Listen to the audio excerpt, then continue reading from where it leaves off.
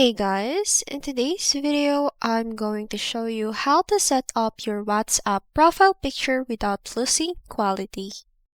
If you've ever noticed that WhatsApp reduces the quality of your profile picture, don't worry, I'll show you a simple trick to keep it sharp and clear.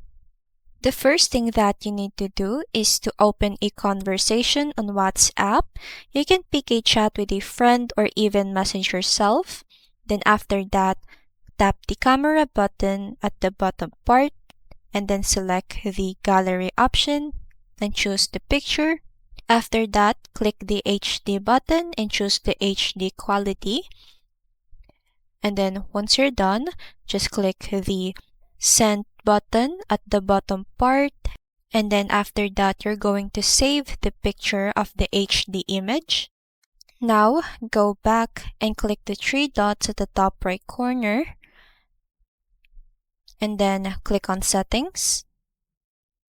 And then from there, select your profile. And then click on the camera button. And then select the picture on your gallery. And then click on done.